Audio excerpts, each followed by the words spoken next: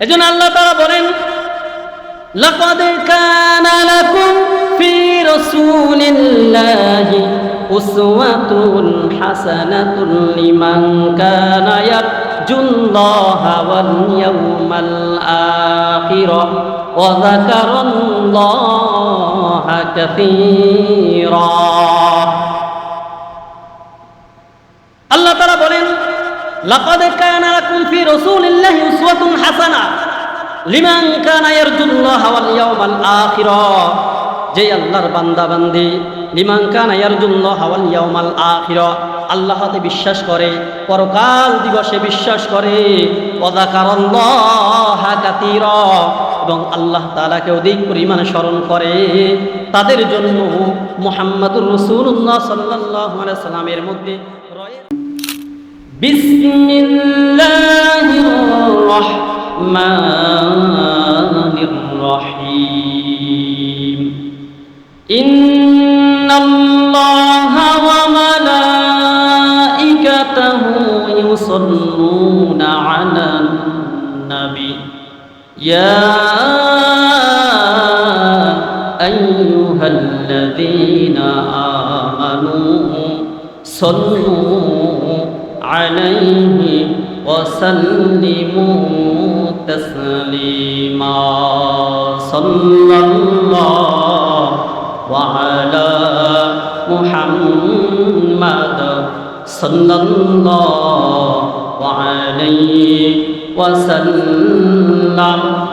সাল্লাল্লাহু আলা মুহাম্মাদ সাল্লাল্লাহু আলাইহি ওয়া সাল্লাম।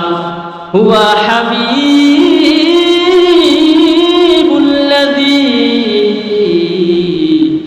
তুরজা শাফাআতুহু লিকুল্লি হাওলিন মিনাল আহওয়ালি মুকতাহিমি। সাল্লাল্লাহু আলা মুহাম্মাদ সাল্লাল্লাহু আলাইহি ওয়া সাল্লাম। সাল্লাল্লাহু আলা মুহাম্মাদ সাল্লাল্লাহু আলাইহি ওয়া সাল্লাম। বালাগাল উলা বিকামালিহি কাশাফাদ দুজা বিজামালিহি হাসানাত জামিউ খসালিহি সাল্লু আলাইহি ওয়া আলিহি।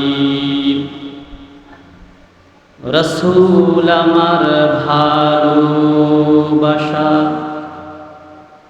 রাসূল আমার আলো আশা, রাসূল আমার ভালোবাসা, রাসূল আমার আলো আশা, রাসূল আমার প্রেম বিরহের মূল আলোচনা,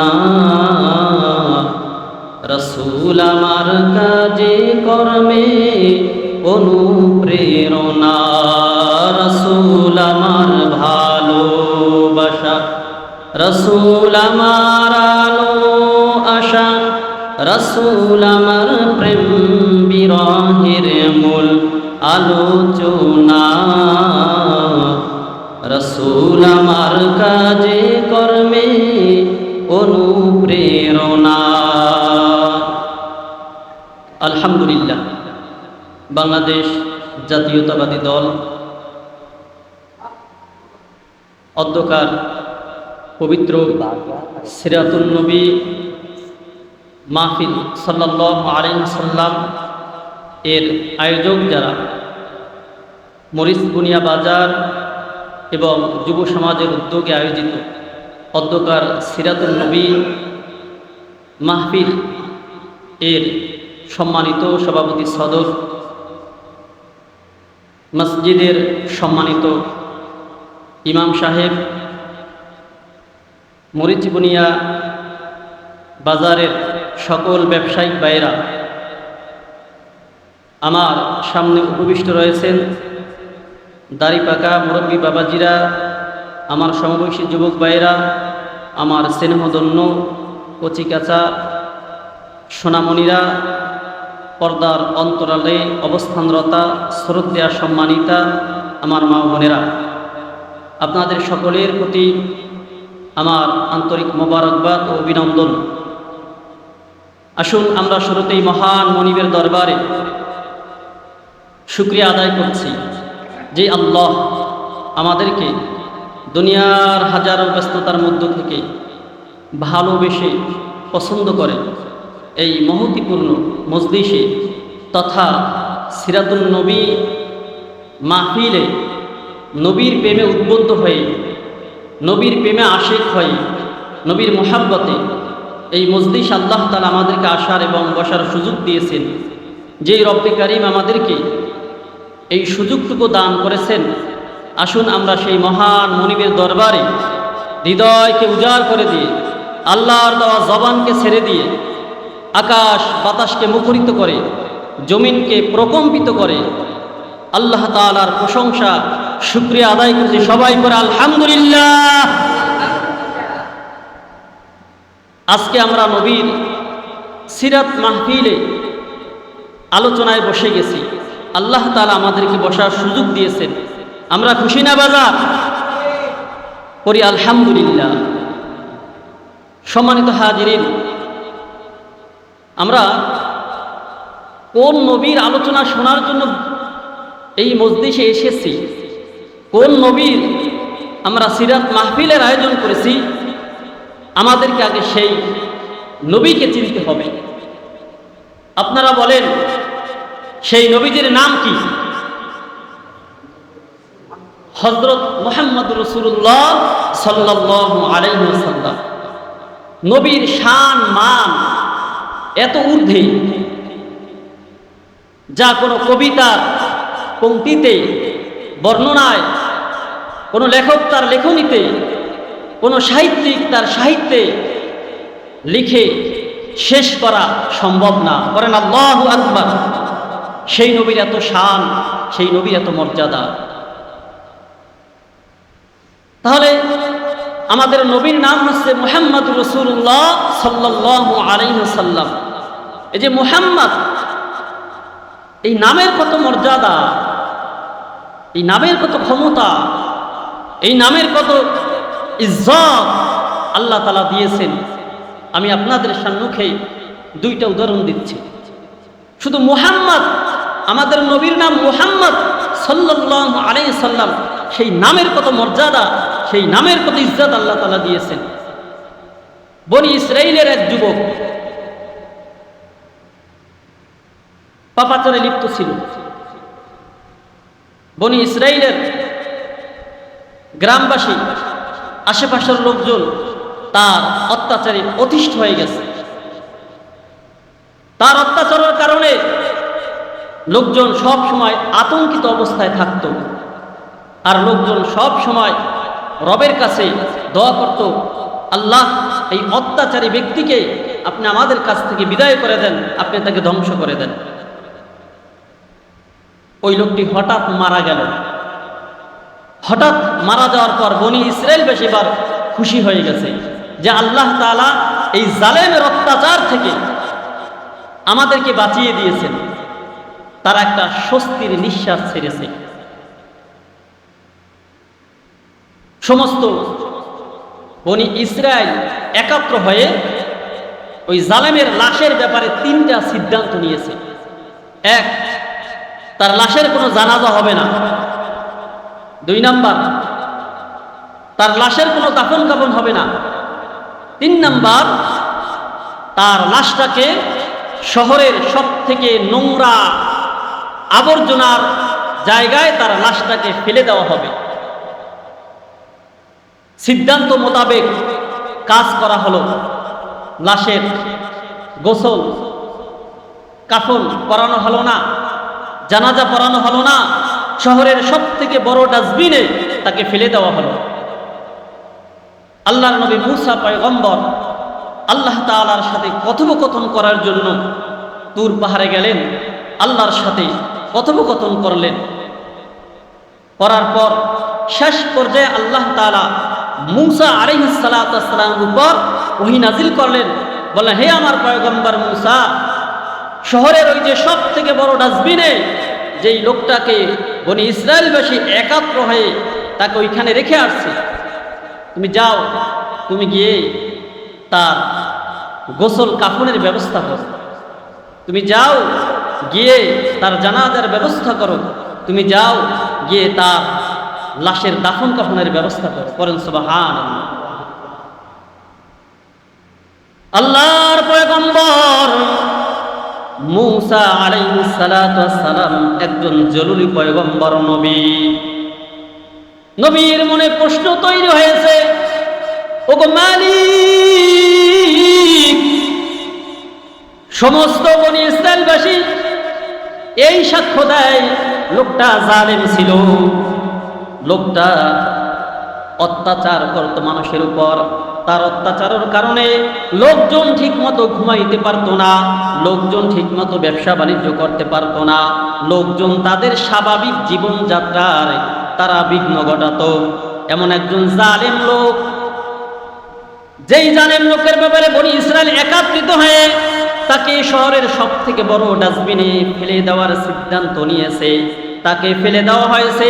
আল্লাহ, আমি আপনার কাছে জানতে চাই, আজকে আপনি তার ব্যাপার আমাকে বলেছেন তার গোসলের ব্যবস্থা করা, তার কাফনের ব্যবস্থা করা, তার জানাজার ব্যবস্থা করা, তার দাফন কাফনের ব্যবস্থা করা। আল্লাহ, কি এমন আমল ওই লোকটা করেছে, কি এমন আমল ওই লোকটা করেছে যার জন্য আল্লাহ আপনি আমাকে বলতেছেন? এবার আল্লাহ পাক রব্বুল আলামিন মূসা আলাইহিস সালাতু ওয়াস সালামকে লক্ষ্য করে বলেন, ও আমার পয়গম্বর, ভালো করে শুনিয়া লন, আপনার উপর আমি আল্লাহ তাওরাত কিতাব নাজিল করেছি। লোকটার যদি কোনো আমল ছিল না, লোকটা অত্যাচারী ছিল, লোকটা একজন জালেম ছিল, কিন্তু তার একটা ভালো গুণ ছিল। ওই লোকটা যখন আপনার উপর তাওরাত কিতাব নাজিল হয়েছে, ওই তাওরাত কিতাব যখন পড়তো, যত জায়গায় মুহাম্মদ নাম লেখা পেত, যত জায়গায় মুহাম্মদ আমার আখির জামানার পয়গম্বর নবী মুহাম্মাদের নাম যত জায়গায় পেত, ওই নামের উপর চুমু খেত, ওই নামের উপর চুমু খেত, ওই নাম চোখে লাগাতো, ওই নাম মুখে লাগাতো, ওই নাম কপালে লাগাতো। সুতরাং আমার হাবিবের নামের ইজ্জত করার কারণে, আমার হাবিবের নামকে ভালোবাসার কারণে আমি আল্লাহ তার সম্মানকে বাড়িয়ে দিয়েছি। তার জন্য আমি আল্লাহ জাহান্নামের আগুনকে হারাম করে দিয়েছি। পড়েন সুবহানাল্লাহ, আল্লাহু আকবার। নবীর নামের কত মর্যাদা, নবীর নামের কত পাওয়ার, নবীর নামের কত গুণ। নবীর নাম এসেছে মুহাম্মদ, আসার সাথে সাথে ওই নামের উপর চুমু খেয়েছে, ওই নামকে চোখে লাগিয়েছে, ওই নামকে কপালে লাগিয়েছে। যেই আমল আল্লাহ তাআলা এত বেশি পছন্দ করেছেন, তার জন্য আল্লাহ তাআলা জান্নাতকে অবধারিত করেছেন। করেন সুবহানাল্লাহ। বিবেকবান ভাইরা, আমার একটু চিন্তার বিষয়, একটা নাম, অথচ লোকটা পাপিষ্ঠ ছিল, লোকটা গুনাহগার ছিল। শুধু মুহাম্মদ নামকে ভালোবাসার কারণে, শুধু মুহাম্মদ নামকে চুমু খাওয়ার কারণে আল্লাহ তাআলা তার এই মর্যাদা বাড়িয়ে দিয়েছেন। পড়েন সুবহানাল্লাহ। কেমন নবীর শান, কেমন নবীর মান শোনার জন্য আমরা এখানে এসেছি। আর একটা ঘটনা শোনাই। বনি ইসরাইলের একজন পাদ্রী, যিনি তাওরাত কিতাবের লেখক, নাম ছিল কাফিল। যেহেতু তিনি লেখক ছিল, তাই তাকে পাদ্রী উপাধি দেওয়া হয়েছে। সুতরাং তাওরাত কিতাবের লেখক কাফিল পাদ্রী খুব বড় পণ্ডিত, তাওরাতের হাফেজ খুব বড় পণ্ডিত। মূসা পয়গম্বরের উপর তাওরাত কিতাব নাজিল হয়েছে, তাওরাত কিতাব তিনি পড়তেছেন। পড়ার পর তিনি দেখতে পেলেন তার পয়গম্বর মূসা আলাইহিস সালাতু ওয়াসসালামের নামের চাইতে আখিরি জামানার পয়গম্বর মুহাম্মাদের নাম তাওরাত কিতাবের মধ্যে বেশি দেখা যায়। পড়ুন সুবহানাল্লাহ। তাওরাত কিতাবের মধ্যে নবী মুহাম্মাদের নামের চাইতে নবী মুহাম্মাদের নাম বেশি দেখা যায়। পয়গম্বর যার উপর তাওরাত কিতাব নাযিল হয়েছে মূসা আলাইহিস সালাতু ওয়াসসালামের নাম কম দেখা যায়। এবার তিনি চিন্তা করলেন, আমার পয়গম্বর, আমার নবী এত বড় নবী, যেই নবী আল্লাহর কাছে দোয়া করেছে, আল্লাহ দুনিয়ার বানানো খাবার আর খেতে ভালো লাগে না, আল্লাহ আমি জান্নাতি খাবার খেতে চাই। সাথে সাথে আল্লাহ তাআলা দোয়া মঞ্জুর করলেন। আল্লাহ তাআলা তার জন্য, তার উম্মতের জন্য জান্নাতি খাবার পাঠিয়ে দিলেন। করেন সুবহানাল্লাহ। এমন একজন পয়গম্বর যার উপর তাওরাত কিতাব নাযিল হয়েছে, যার কথা আল্লাহ তাআলা শুনেছেন, যার সাথে আল্লাহ তাআলা কথা বলেন, আমার নবীর চাইতে দামি নবী তার হইতে পারে না। সুতরাং তাওরাত কিতাবে তিনি দেখতে পেলেন নবী মূসা আলাইহিস সালাতু ওয়াসসালামের চাইতে কার নাম বেশি? নবী মুহাম্মদুর রাসূলুল্লাহ সাল্লাল্লাহু আলাইহি ওয়াসাল্লামের নাম বেশি দেখা যায়। এবার তিনি অহংকার আসলো, অহংকার বশত রাত্রিবেলা যত জায়গায় মুহাম্মদ নাম লেখা, যত জায়গায় মুহাম্মদ নাম লেখা, ওই নামগুলিকে লাল কাঠি দিয়ে কেটে দিলেন। ওই নামগুলিকে লাল কলম দিয়ে, কলমের লাল কালি দিয়ে কেটে দিলেন। পরেন নাউজুবিল্লাহ। লাল কালি দিয়ে মুহাম্মদুর রাসূলুল্লাহ সাল্লাল্লাহু আলাইহি ওয়াসাল্লামের নামটা তাওরাত কিতাব দিয়ে কি করলেন? কেটে দিলেন। রাত্রিবেলায় এবার তিনি ঘুমিয়ে পড়লেন। যখন তিনি সকালবেলা ঘুম থেকে জাগলেন, তিনি নিজেকে আবিষ্কার করলেন তিনি আর মানুষ নাই। তিনি কি আর মানুষ নাই, তিনি গুই সাপে পরিণত হয়ে গেলেন। পরেন নাউজুবিল্লাহ। কি সাপে? গুই সাপে পরিণত হয়ে গেলেন। এবার কাফিল পাদ্রী তিনি বুঝতে পারলেন, হায় হায়, আমি যদি এখন এই ঘরের মধ্যে থাকি, কেউ আমাকে কাফিল পাদ্রী বলে ডাকবে না, কেউ আমাকে সম্মান করবে না, সবাই গুই সাপ ভেবে আমাকে মেরে ফেলবে। সুতরাং তিনি বাড়ি ছাড়িয়া তিনি গহীন পাহাড়ের পদদেশে গিয়ে আশ্রয় নিলেন। সকাল হয়ে গেল। গোটা বনি ইসরাইলের সম্প্রদায়ের মধ্যে খবর হয়ে গেল কাফিল পাদ্রী নিখোঁজ, তাকে পাওয়া যাচ্ছে না। ঘোষণা হয়ে গেল, কেউ যদি তার সংবাদ দিতে পারে, কেউ যদি তার সংবাদ দিতে পারে, সন্ধান দিতে পারে, তাকে পুরস্কৃত করা হবে। গোটা বনি ইসরাইল সম্প্রদায় বিভিন্ন জায়গায় খুঁজতে লাগলো, বিভিন্ন জায়গায় খুঁজতে লাগলো। কাফিল পাদ্রীর কোনো সন্ধান তারা পেল না। পয়গম্বর মূসা তিনি পেরেশানির মধ্যে পড়ে গেলেন। তিনি আল্লাহর সাথে তুর পাহাড়ে কথোপকথন করার জন্য তিনি রওনা হয়েছেন, আল্লাহর কাছ থেকে সমাধান আনবেন। কাফিল পাদ্রী কোথায় গেল? তিনি রওনা হইতেছেন, রওনা হয়ে তিনি পাহাড়ের পাদদেশ দিয়ে যখন তিনি পথ চলতেছেন, মানুষের মতো আওয়াজ শোনা যায়। নবী মূসা আলাইহিস সালাতু ওয়াস সালামকে ডেকে ডেকে বলেন, ও আমার পয়গম্বর, ও আমার নবী, আমি হলাম কাফিল পাদ্রী। মূসা আলাইহিস সালাতু ওয়াস সালাম ডানে তাকায়, বামে তাকায়, সামনে তাকায়, পিছনে তাকায়, মানুষের মতো আওয়াজ শোনা যায়, অথচ মানুষ দেখা যায় না। এবার কাফিল পাদ্রী তিনি গর্তের ভিতর থেকে বেরিয়ে এলেন, এসে নবী মূসা আলাইহিস সালাতু ওয়াস সালামকে সালাম দিলেন আর বললেন, ও পয়গম্বর, ভয় পাবেন না, আমি গুইসাপ না, আমি আপনার তাওরাত কিতাবের লেখক কাফিল পাদ্রী। মূসা আলাইহিস সালাম আশ্চর্য হয়ে গেলেন, কি ব্যাপার, তোমার এমন হলো কেন? এবার কাফিল পাদ্রী জবাব দেয়, ও আল্লাহর নবী, কি কারণে হয়েছে, কিভাবে হয়েছে আমি জানি না, তবে আজকে আমি একটা কাজ করেছি। বলে কি কাজ? বলে রাত্রিবেলা যখন আমি তাওরাত কিতাব পড়তেছিলাম, আমি তাওরাত কিতাবের মধ্যে আমি দেখতে পেলাম আপনার উপর তাওরাত কিতাব নাজিল হয়েছে। এই কিতাবে আপনার থেকে মুহাম্মাদের নামটা বেশি দেখা গেছে।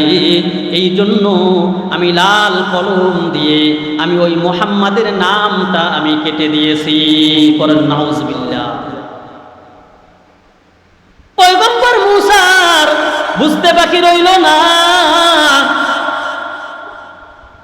পয়গম্বর মুসা তাওরাত কিতাব যখন খুলে খুলে পাঠ করেছে, পয়গম্বর মুসা এবার আল্লাহর কাছে আরজি পেশ করেছে, ওগো মালিক, তাওরাত কিতাবে এমন এক উম্মতের সন্ধান পাওয়া যায় যারা সবার শেষে আসবে, প্রতিযোগিতা করে সব উম্মতকে ছাড়িয়ে হাসরের ময়দানে তারা সব থেকে বেশি অগ্রগামী হয়ে যাবে। সুবহানাল্লাহ।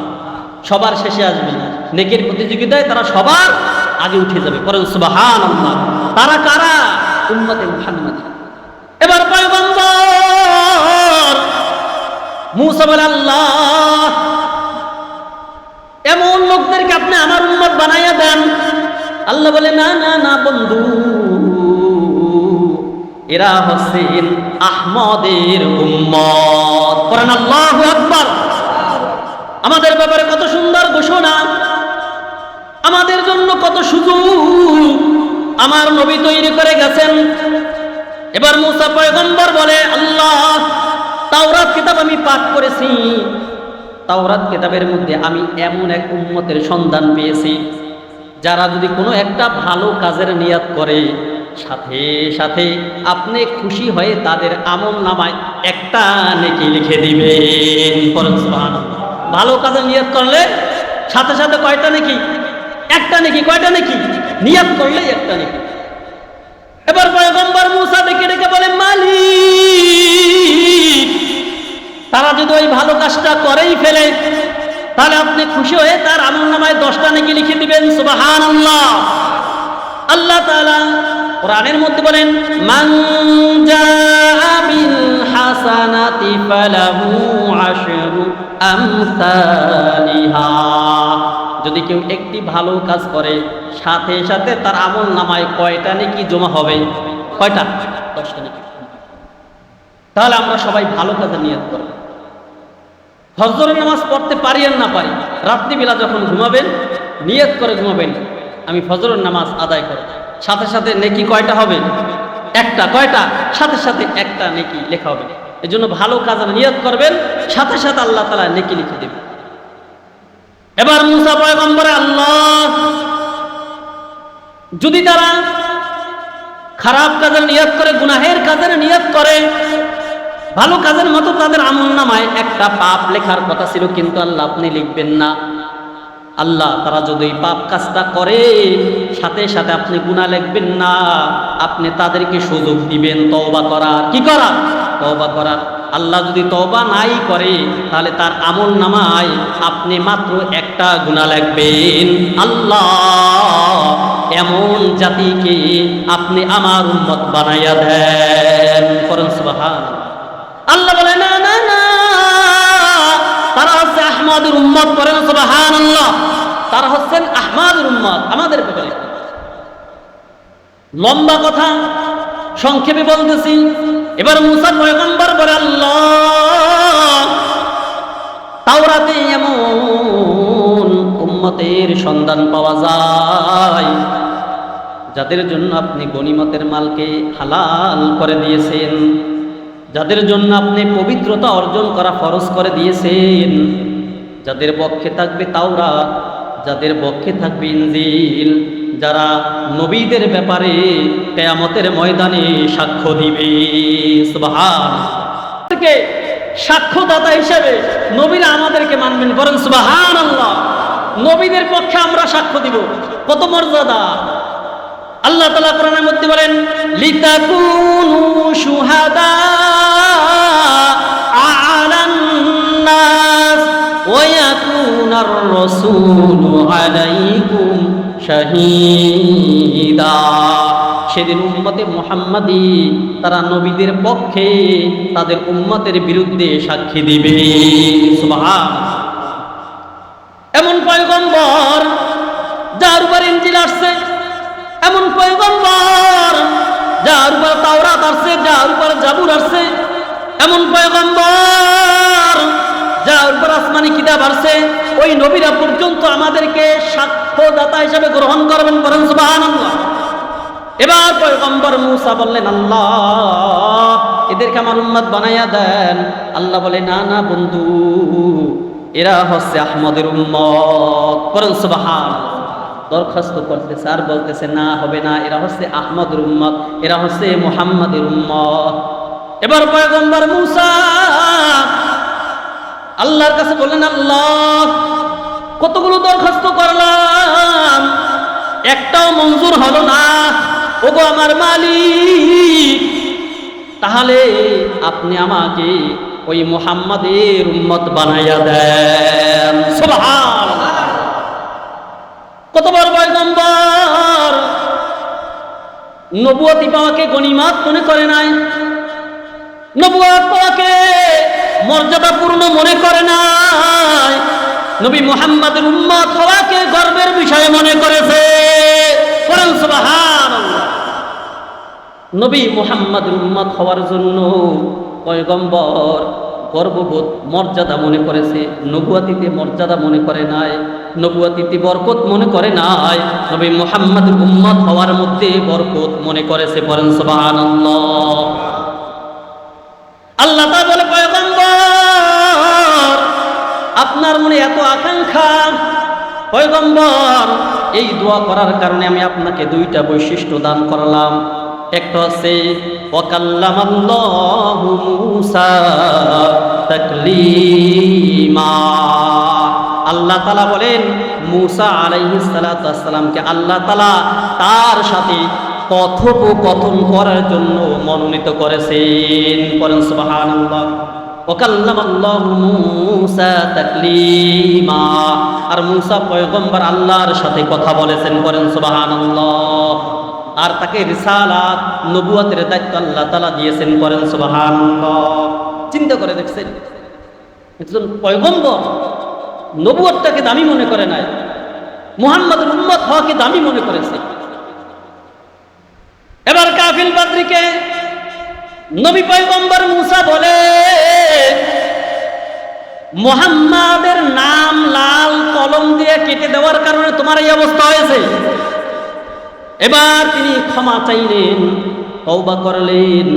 নবী পয়গম্বর বলে, এই ক্ষমা আমি করতে পারবো না, স্বয়ং রব্বুল আলামিন করবে, আমি তোমার ব্যাপারে আল্লাহর কাছে গিয়া বলবো।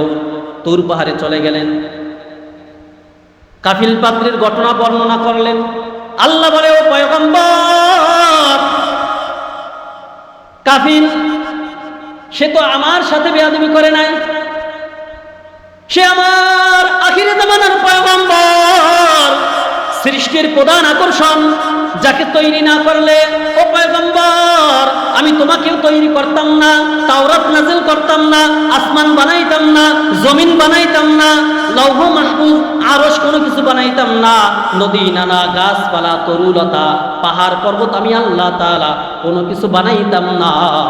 সেই নবীর সাথে বেয়াদবি করেছে, সুতরাং সেই নবীর কাছেই ক্ষমা চাইতে হবে। বলুন আল্লাহু আকবার। সেই নবীর কাছে ক্ষমা চাইতে হবে। পয়গম্বর মূসা বলেন, আল্লাহ আখিরি জামানার পয়গম্বর, এখনো তো অনেক পরে আসবে, আল্লাহ মেহেরবানি করে তাহলে আপনি ওই কাফিল পাদ্রীর হায়াত ওই পর্যন্ত আপনি বাড়াইয়া দেন। পয়গম্বরের দোয়া আল্লাহ তাআলা মঞ্জুর করলেন।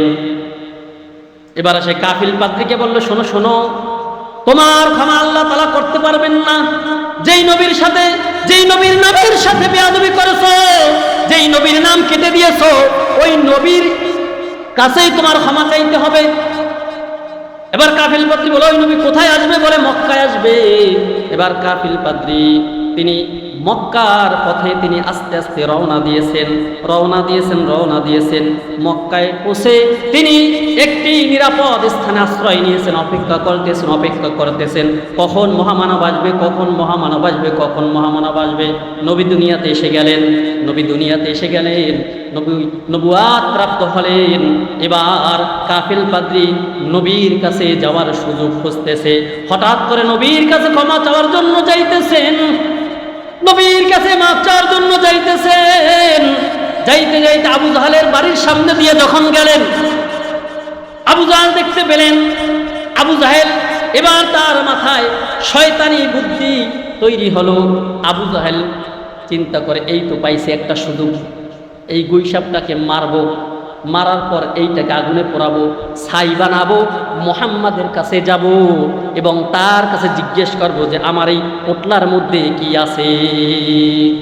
আবু জাহেল গুইসাপটাকে মারার পর আগুনে পুড়াইছে, ছাই বানাইছে, একটা পোটলার মধ্যে নিয়ে নবী মুহাম্মদ রাসূলুল্লাহ সাল্লাল্লাহু আলাইহি ওয়াসাল্লামের কাছে যাওয়ার পর বলতেছে, ভাতিজা অনেক হয়েছে, অনেক বিরোধিতা করেছি, অনেক তোমার পথে বাধা হয়ে দাঁড়াইছি, আর বিরোধিতা করব না, তোমার পথে আর বাধা দিব না,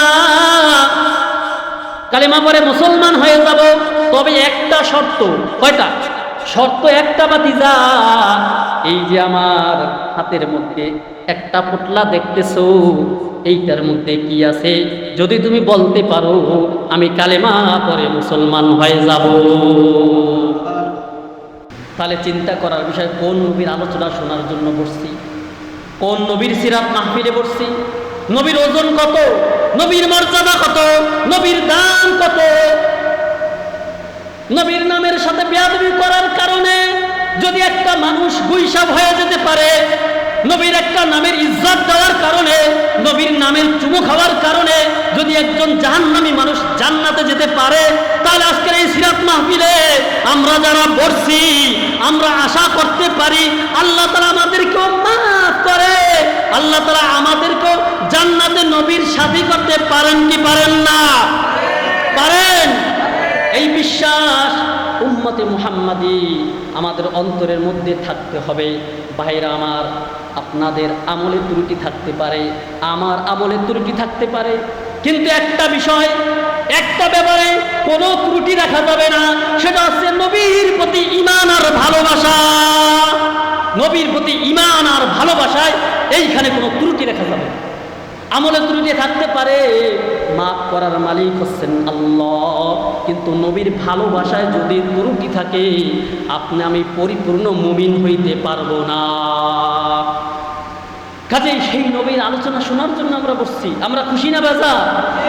পরে আলহামদুলিল্লাহ। সম্মানিত হাজিরিন, তাহলে সেই নবীকে আল্লাহ তাআলা পাঠিয়েছেন, সেই নবী আমাদের জন্য। আল্লাহ তাআলা বলেন, ইয়া আইয়ুহান নাবিয়্যু ইন্না আরসালনাকা শাহিদান ওয়া মুবাশশিরান ওয়া নাযীরা। আল্লাহ তাআলা বলেন, হে নবী, আমি আপনাকে শাহেদ, সাক্ষ্যদাতা হিসাবে আমি আপনাকে প্রেরণ করেছি। ও মুবাশশিরান, আমি আপনাকে সুসংবাদদাতা হিসাবে পাঠিয়েছি। ও নাযীরা, আমি আপনাকে মানুষকে সতর্ক করার জন্য আমি আপনাকে দুনিয়াতে পাঠিয়েছি। পড়েন সুবহানাল্লাহ। তাহলে নবী হচ্ছেন সাক্ষ্য, শাহিদা, নবী হচ্ছেন সাক্ষ্যদাতা, আমাদের জন্য নবী সাক্ষ্য দিবেন। ও মুবাশশিরা, নবী আমাদের জন্য জান্নাতের সুসংবাদ দিয়েছেন। ও নাযীরা, নবী আমাদেরকে সতর্ক করেছেন। সেই নবীর উম্মত হতে পেরেছে আমরা খুশি না বেজার? আমরা নবীকে একটা ডাক দিই, ইয়া রাসূলুল্লাহ, ইয়া হাবিবাল্লাহ। তাহলে সম্মানিত হাজিরিন, সেই নবীর জীবনী আলোচনা করার জন্য আমরা বসে গেছি। তাহলে নবীর জীবনী থেকে আমাদেরকে কিছু নিতে হবে, নবীর আদর্শ থেকে আমাদের জীবনে কিছু পাথেয় সংগ্রহ করতে হবে। তাহলে সিরাতুন নবী মাহফিল, মিলাদুন নবী মাহফিল, এই মাহফিলের একটা আমল হবে। এই মজলিসে আপনারা যারা আছেন, নবীর শাফায়াত চান কি চান না? নবীর শাফায়াত চান? আল্লাহুম্মা আমিন। নবীর শাফায়াত যদি পাইতে হয়, নবীর শাফায়াত যদি চাইতে হয়, বাজার একটা কথা বলি, নবীর শাফায়াত ছাড়া ওই কবরে রক্ষা পাওয়া যাবে না। নবীর শাফায়াত ছাড়া হাসরের ময়দানে পার পাওয়া যাবে না। নবীর শাফায়াত ছাড়া হাউজে কাউসার মিলবে না। নবীর শাফায়াত ছাড়া পুল সিরাত পার হওয়া যাবে না। নবীর শাফায়াত ছাড়া জান্নাতে যাওয়া যাবে না। পড়েন সুবহানাল্লাহ। এই জন্য হাদিসে পাকের মধ্যে বলেন আল্লাহ রাসূল সাল্লাল্লাহু আলাইহি সাল্লাম, ইন্নাল জান্নাতা তাশতাকু ইলা খামসাতিন নাফার। নবীজি বলেন, দুনিয়ার মানুষ আমরা সবাই জান্নাতের পাগল। কিসের পাগল? জান্নাতের পাগল। এইখানে যারা আছেন অনেকে দেখা যায় 5 ওয়াক্ত নামাজ আদায় করতে পারেন না। অনেকের আমাদের অনেক আমলের ত্রুটি আছে, কিন্তু বলেন তো এই আমলের কারণে, আমাদের আমলের ত্রুটির কারণে আমরা কি কেউ জাহান্নামে যেতে চাই? কেউ জাহান্নামে যেতে চাই? যতই গুনাহ করুক, যতই অন্যায় করুক, যতই নাফরমানি করুক, যতই পাপ করুক, তাকে যদি বলা হয় ভাই তুমি কি চাও, জান্নাত না জাহান্নাম, এক বাক্যে বলবে আমি আল্লাহর জান্নাতে যেতে চাই। বলবে কি বলবে না? আমি আল্লাহর জান্নাতে যেতে চাই। তাহলে দুনিয়ার মানুষ সবাই হচ্ছে জান্নাতের পাগল। দুনিয়ার মানুষ কিসের পাগল? জান্নাতের পাগল। কিন্তু বাজান এমন কিছু আমল আছে যে আমল যদি ওই বান্দা ওই বান্দি করে, তাহলে জান্নাত ওই বান্দা বান্দির জন্য পাগল হয়ে যায়। বলেন সুবহানাল্লাহ। এমন কিছু আমল আছে যদি আল্লাহর কোনো বান্দা কোনো আল্লাহর বান্দি যদি করে, তাহলে ওই বান্দা বান্দির জন্য জান্নাত পাগল পারা হয়ে থাকে। আপনি জান্নাত খোঁজ করবেন, জান্নাত তালাশ করেন, দরকার নাই। আপনি যদি আমলগুলি যদি আপনার আমার মধ্যে থাকে, জান্নাত আপনাকে আমাকে খোঁজ করবে। জান্নাত বলবো রমুক কোথায় গেলে তুমি, তোমার জন্য জান্নাত আমি প্রস্তুত আছি, আসো আসো আমার ভিতরে প্রবেশ করো। বলেন সুবহানাল্লাহ। তোমার জন্য আমি রেডি, আসো আসো আমার মধ্যে তুমি প্রবেশ করো। তাহলে এই আমলের কথা আপনারা শুনতে চান কি চান না? চান। একটা আমল যেটা আজকের এই আলোচনার জন্য খুবই গুরুত্বপূর্ণ বিষয়, সেইটা হচ্ছে ওমান সাল্লা আলা হাবিবির রহমান। যে আল্লাহর বান্দা আল্লাহর বান্দি নবীর শানে দুরূদ পড়ে, জান্নাত ওই বান্দা বান্দির জন্য পাগল পারা। সুবহানাল্লাহ। নবীর প্রতি দুরূদ সালাম যারা পড়ে, জান্নাত কি তাদের জন্য পাগল পারা। মহাব্বত করিয়া যে জন পড়েন দরুদ, ওহে মুমিন মুমিনাত, জাহান্নাম তার হারাম হবে, জান্নাত হবে ঠিকানা। করেন আল্লাহু আকবার। তাহলে একটা আমল নেন, সেই আমলটা কি? নবীর প্রতি যদি বেশি বেশি দুরূদ ও সালাত ওয়াস সালাম পাঠ করে, তাহলে জান্নাত তাদের জন্য পাগল পারা হয়ে থাকে। আমরা জান্নাতের পাগল যদি হই, জান্নাতের পাগল হয়ে আমরা জান্নাতে যাইতে পারি, আবার নাও যাইতে পারি, কিন্তু জান্নাত তাদের জন্য, জান্নাত যাদের জন্য পাগল তারা কনফার্ম জান্নাতে। করেন আল্লাহু আকবার। জান্নাত যাদের জন্য পাগল তারা কি কনফার্ম জান্নাতি। তাহলে সম্মানিত হাজিরিন, নবীর শাফায়াত লাগবে কি লাগবে না? নবীর শাফায়াত লাগবে, নবীর ভালোবাসা লাগবে, নবীর মোহাব্বত লাগবে। এই জন্য হাদিসে পাকের মধ্যে আল্লাহ রাসূল সাল্লাল্লাহু আলাইহি সাল্লাম বলেন, মান সাল্লা আলাইয়া আশরান ফি আউয়ালিন নাহারি ওয়া আশরান ফি আখিরিন নাহারি নালাতু শাফাআতি ইয়াউমাল কিয়ামাহ। নবীজি আমার বলেন, খুব মনোযোগ সহকারে শুনুন, নবীজি আমার বলেন, যদি আল্লাহর কোনো বান্দা আল্লাহর কোনো বান্দি সকালবেলা, কোন সময়? সকালবেলা যদি আমি নবীর প্রতি 10 বার দুরূদ শরীফ পাঠ করে, কয়বার? ওয়া আশরান ফি আখিরিন নাহার, এবং যদি বিকাল বেলাও 10 বার দুরূদ ও সালাত ওয়াস সালাম পাঠ করে, কয়বার? সকালে কয়বার? বিকালে কয়বার? মোট দৈনিক কতবার হইল? 20 বার। তাহলে দুরূদ ও সালাত ওয়াস সালাম সকালবেলা যদি 10 বার পাঠ করেন, কয় মিনিট সময় লাগতে পারে? ছোট্ট দুরূদ, আল্লাহুম্মা সাল্লি আলা সাইয়্যিদিনা মুহাম্মাদিন নবিয়্যিল উম্মি ওয়া আলিহি ওয়া সাল্লিম, এইভাবে যদি 10 বার আপনি পড়েন হয়তোবা আপনার সময় লাগতে পারে 3 মিনিটের মতো। বিকালবেলাও যদি পড়েন আপনার 3 মিনিটের মতো সময় লাগতে পারে।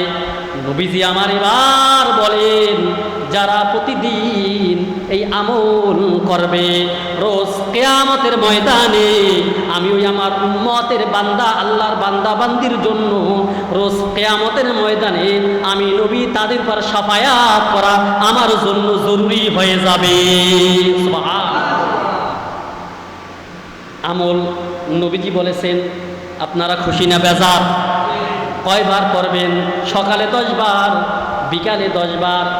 আমল দুরূদ শরীফ এইখানে যারা আছেন পারেন কি পারেন না, যে কোনো দুরূদ আপনারা পড়বেন। যদি সকালে 10 বার, বিকালে 10 বার যদি পড়েন, নবীজি আমার বলেন আমি তার জন্য রোজ কিয়ামতের ময়দানে শাফায়াতকারী হয়ে যাব। সুবহানাল্লাহ। তাহলে আমল নেন, সিরাত মাহফিল থেকে আমল নেন, মিলাদ মাহফিল থেকে আমল নেন। দৈনিক নবীর প্রতি 10 বার দুরূদ ও সালাত ওয়াস সালাম, সকালে 10 বার, বিকালে 10 বার পাঠ করব। বলেন ইনশাআল্লাহ, বলেন ইনশাআল্লাহ। তাহলে সম্মানিত হাজিরিন, কেমন নবীর আলোচনা শোনার জন্য বসছি? যেই নবীর আলোচনা আল্লাহ তাআলার পয়গম্বরেরা, আল্লাহ তাআলার পয়গম্বরেরা 1,24,000, মতান্তরে বলি 2,24,000 পয়গম্বর। সমস্ত পয়গম্বরেরা নবীর প্রশংসা, নবীর গুণগান করেছেন। করেন সুবহানাল্লাহ। নবীর প্রশংসা, নবীর গুণগান করেছেন। এমন নবীর আলোচনা করার জন্য আমরা বসে গেছি। নেই যেই নবী ছিলেন করুণার মূর্ত প্রতীক, নেই যেই নবী ছিলেন মজলুম, মানবতার জন্য মুক্তির দূত। মজলুম, মানবতার জন্য মুক্তি। যেই নবীর চরিত্রের ব্যাপারে মুসলমানরা নয়, বিধর্মীরা, ইহুদিরা, খ্রিস্টানরা, বিভিন্ন ধর্মের মানুষরা যেই নবীর চরিত্রের ব্যাপারে প্রশংসা করেছেন। করেন সুবহানাল্লাহ। আমার আল্লাহ তাআলা বলেন, ইন্নাকা লাআলা খুলুকিন আযীম। আল্লাহ তাআলা বলেন, নিশ্চয়ই হে নবী, অবশ্যই নিশ্চয়ই আপনি উত্তম চরিত্রের উপর প্রতিষ্ঠিত। আপনি উত্তম চরিত্রের উপর প্রতিষ্ঠিত। যেই নবীর চরিত্রের প্রশংসা করেছেন একজন ফরাসি লেখক। কি লেখক?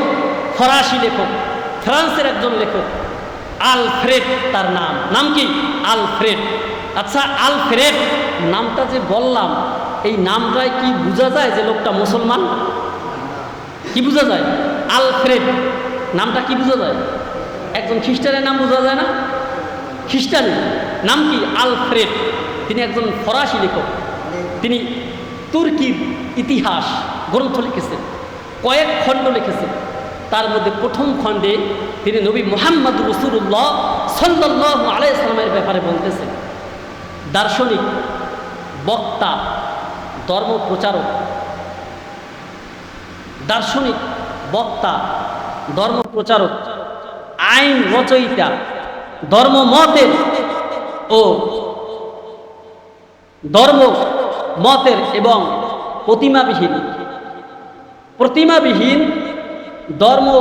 ধর্মের সংস্থাপক মুহাম্মদুর রাসূলুল্লাহ সাল্লাল্লাহু আলাইহি ওয়াসাল্লামকে মানুষের মধ্যে যতগুলো মহত্বের গুণ আছে, গোটা মানুষের মধ্যে যতগুলো মহত্বের গুণ আছে, ওই মহত্বের গুণ দিয়ে যদি মুহাম্মদুর রাসূলুল্লাহ সাল্লাল্লাহু আলাইহি ওয়াসাল্লামকে যদি মাপা হয়, কোনো মানুষ মহত্বের দিক থেকে, কোনো মানুষ মহত্বের দিক দিয়ে তার সমান হতে পারবে না। পারেন আল্লাহু আকবার। এই কথা কে বলেছেন? একজন ফ্রান্সের লেখক, একজন খ্রিস্টান বলেছেন। তাহলে আবার আমাদের নবীর চরিত্রটা কত সুন্দর। এজন্য আল্লাহ তাআলা বলেন, লাকাদ কানা লাকুম ফি রাসূলিল্লাহি উসওয়াতুন হাসানাতুন লিমান কানা ইয়ারজুল্লাহা ওয়াল ইয়াউমাল আখিরা وذكر الله كثيرا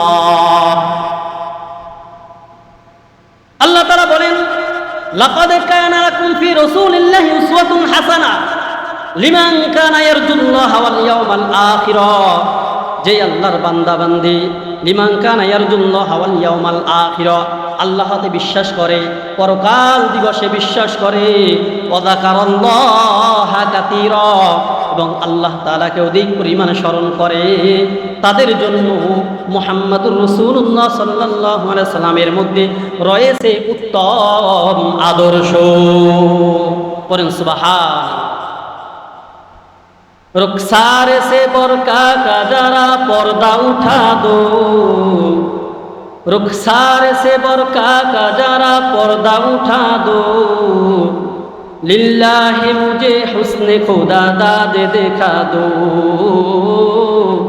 लिल्लाहि मुझे हुस्ने खुदा दाद दिखा दो आए बहरे करम सदकाए हुसैन इब्ने अली का आए बहरे करम सदकाए हुसैन इब्ने अली का पियासा हूँ मुझे शरबते दीदार पिला दो पियासा हूँ मुझे शरबते दीदार पिला दो पियासा हूँ मुझे शरबते दीदार पिला दो मैं दूर हो मजबूर हो ऐ सैयद आलम मैं दूर हो मजबूर हो ऐ सैयद आलम दीदार दिखाते नहीं आवाज सुना दो दीदार दिखाते नहीं आवाज सुना दो दीदार दिखाते नहीं आवाज सुना दो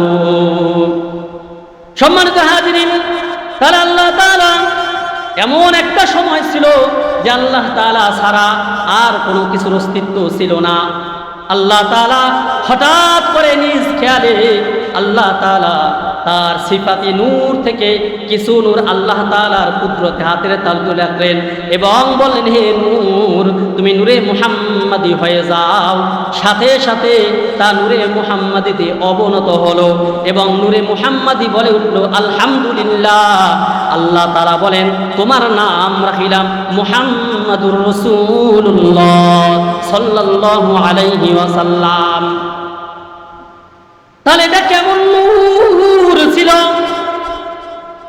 যেই নূরে পৃথিবী আলোকিত হয়েছে যেই নূরে আসমান আলোকিত হয়েছে মা খাদিজা বলেন যেই নূরে আমি খাদিজার অন্ধকার ঘর আলোকিত হয়েছে সুবহান মা খাদিজা বলতেছেন অন্ধকার রজনী এমন অবস্থায় রাসূলুল্লাহ সাল্লাল্লাহু আলাইহি সাল্লাম যখন আমার ঘরে আসতেন নবীজির চেহারা মোবারকে এমন উজ্জ্বল আলো জলমল করেছিল এমন নূরে জলমল করেছিল যেই নূরের আলোয় আমি খাদিজা শুয়ের মধ্যে সুতা আমি প্রবেশ করাতে পারতাম সুবহান মা আয়েশা বলেন একবার অন্ধকার রজনীতে আমি আমার সুইটা হারিয়ে ফেললাম এমন অবস্থায় আল্লাহর হাবিব সাল্লাল্লাহু আলাইহি সাল্লাম আমার ঘরে তাশরীফ আনলেন আমার ঘরে তাশরীফ আনার কারণে আমার অন্ধকার ঘরটা নবীজির চেহারা মুবারকে আলোয় আলোকিত হয়ে গেল আমি আয়েশা আমার সুইটাকে খুঁজে পেলাম বলে আল্লাহু আকবার এমন একজন নবী পেয়েছি এমন একজন জামি নবী আল্লাহ তাআলা আমাদেরকে দান করেছে যেই নবীর উম্মত আমরা হতে পেরেছি পড়ি আলহামদুলিল্লাহ তাহলে হযরতে দাউদ আলাইহিস সালাম উপর আল্লাহ তাআলা তাওরাত কিতাব নাযিল করেছেন তাওরাত কিতাব নাযিল করার পর আল্লাহ তাআলা হযরতে দাউদ আলাইহিস সালামের নিকট ওহী পাঠালেন ও আমার দাউদ পয়গম্বর যেই তাওরাত কিতাব আপনাকে আমি দিয়েছি ওই তাওরাত কিতাবের মধ্যে নবী মুহাম্মাদের নাম আমি উল্লেখ করেছি ও আমার পয়গম্বর আপনি তার উপর ঈমান আনেন পয়গম্বর তার ব্যাপারে আমি আল্লাহ তাআলা তার শান, তার মান, তার ইজ্জত আমি আল্লাহ তাআলা কত দিয়েছি, তার শানে আমি ঘোষণা দিয়েছি যে আমি আল্লাহ তাআলা তার আগের পরের পিছনের সামনের সব গুনাহগুলো আমি আল্লাহ তাআলা মাফ করে দিয়েছি। বলেন সুবহানাল্লাহ। তাহলে নবীর আগের পরে জীবনের গুনাহ খাতা মাফ মানে কি? নবী তো কোনো গুনাহ করে নাই। নবীর সম্মান, নবীর ইজ্জত, নবীর মর্যাদার কারণে আল্লাহ তাআলা এই শব্দ ব্যবহার করেছেন। এমন একজন পয়গম্বর আমি দিয়েছি। এবার আল্লাহ তাআলা বলে, ও আমার পয়গম্বর হযরত দাউদ, আপনি ভালো করে শুনিয়া লন, তার উম্মতের মর্যাদা আমি আল্লাহ তাআলা কত বাড়িয়ে দিয়েছি। আমি পয়গম্বরদেরকে যেই নফল দিয়েছিলাম, তার উম্মতদেরকে আমি ওই নফল দিয়েছি। পড়েন সুবহানাল্লাহ। পয়গম্বরদেরকে যেই নফল দিয়েছিলাম, আমি ওই নফল আমি তার উম্মতকে দিয়েছি। আমি পয়গম্বরকে যেই ফরজ দিয়েছিলাম, ওই ফরজ আমি তাদেরকে দিয়েছি। পড়েন সুবহানাল্লাহ।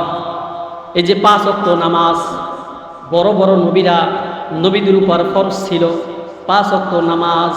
যেমন ফজরের নামাজ বাবা আদম আলাইহিস সালাতু ওয়াস সালামের উপর ফরজ ছিল ফজরের নামাজ। এরকম মুসা আলাইহিস সালাতু ওয়াস সালামের উপর নামাজ ফরজ ছিল, ঈসা আলাইহিস সালাতু ওয়াস সালামের উপর নামাজ ফরজ ছিল। বড় বড় নবী রাসূলদের উপর যেই নামাজ ফরজ ছিল, 5 ওয়াক্ত আকারে আল্লাহ তাআলা আমাদের উপর ফরজ করে দিয়েছেন। পড়েন সুবহানাল্লাহ। এবার আল্লাহ তাআলা পয়গম্বর দাউদকে ডেকে বলেন, ও আমার দাউদ পয়গম্বর, আমি তাদের জন্য ইবাদত বন্দেগী করার আগে পবিত্রতা অর্জনকে ফরজ করে দিয়েছিলাম, যেটা আমি আমার উম্মতে মুহাম্মাদের জন্য ফরজ করে দিয়েছি। পড়েন সুবহানাল্লাহ। আমি তাদেরকে, আমি পয়গম্বরের জন্য, পয়গম্বরদের জন্য অপবিত্রতা হতে পবিত্রতা অর্জন করার জন্য গোসল ফরজ করে দিয়েছিলাম, যেটা আমি উম্মতে মুহাম্মাদীকেও করে দিয়েছি। পয়গম্বর তার উম্মতরা কিয়ামতের ময়দানে এমন নূর নিয়া আমি আল্লাহ তাআলার কাছাকাছি অবস্থান করবে। পড়েন সুবহান। এমন একজন দামি নবীর উম্মত হতে আমরা পেরেছি। পড়েন সুবহান। এমন একজন দামি নবীর উম্মত আল্লাহ তাআলা আমাদেরকে বানিয়েছেন। এবার আসুন, ইনজিল কিতাবের মধ্যে আমাদের সম্পর্কে কি বলা হয়েছে। ইনজিল কিতাবের মধ্যে আল্লাহ তাআলা হযরত ঈসা আলাইহিস সালাতু ওয়াস সালামের ওহী পাঠালেন। ও আমার পয়গম্বর ঈসা, আমি আপনার উপর যে ইনজিল কিতাব নাজিল করেছি, ওই ইনজিল কিতাবে মুহাম্মাদের আলোচনা হয়েছে। পয়গম্বর, আপনার উম্মতের মধ্যে যারা তার সময়কাল পাবে, আপনি তাদেরকে নবী মুহাম্মাদের উপর ঈমান আনতে বলবেন। পড়েন সুবহানাল্লাহ। আপনি তাদেরকে নবী মুহাম্মাদের উপর ঈমান আনতে বলবেন। পয়গম্বর, আপনার অবগতির জন্য আমি জানাচ্ছি, আমি যদি ওই নবীকে না বানাতাম, আমি আল্লাহ তাআলা নবী আপনি ঈসা আপনাকে বানাতাম না, আপনার পর ইনজিল আমি নাজিল করতাম না। কুল কায়নাত, আরশ, কুরসি, লৌহ কলম, পৃথিবী, গ্রহ, মহাগ্রহ, আমি আল্লাহ তাআলা কোনো কিছুই বানাতাম না। পড়েন সুবহানাল্লাহ। লাউ লাকালামা খলাকতুল আফলাক, হে নবী, আমি যদি আপনাকে না বানাতাম, আমি কোনো কিছুই বানাতাম না। সম্মানিত হাজিরিন, সেই নবীর আমরা উম্মত হয়েছি। সেই নবীর উম্মত হিসাবে আমরা দুনিয়াতে এসেছি। আমরা নিজেদেরকে ধন্য মনে করব, আমরা নিজেদেরকে ধন্য মনে করব, এবং সেই নবীর মহাব্বত, সেই নবীর ভালোবাসা আমরা যেন এই সিরাতুন নবী মাহফিলে, মিলাদুন নবী মাহফিলে নবীর জীবনী সম্পর্কে বেশি বেশি আলোচনা করে নবীর জীবনীকে আমরা যেন বেশি বেশি নবীর জীবনী থেকে শিখতে পারি। আল্লাহ তাআলা আমাদের সকলকে নবীর আদর্শে আদর্শবান হয়ে নবীর শিক্ষা গ্রহণ করে আমাদেরকে যেন নবীর একজন আদর্শিক উম্মত হয়ে, আদর্শবান উম্মত হয়ে আমরা যেন নবীর আশেক হয়ে আমরা যেন দুনিয়া থেকে বিদায় হতে পারি। আল্লাহ তাআলা আমাদের সকলকে নবীর আশেক হয়ে দুনিয়া থেকে যেন আমরা বিদায় হতে পারি। আল্লাহ আমাদেরকে তৌফিক দান করে আমরা পড়ি আমিন। আরো জোরে বলেন আমিন। ওয়া আখিরু দুআনা আলহামদুলিল্লাহি রাব্বিল আলামিন। আসসালামু আলাইকুম ওয়া রাহমাতুল্লাহ।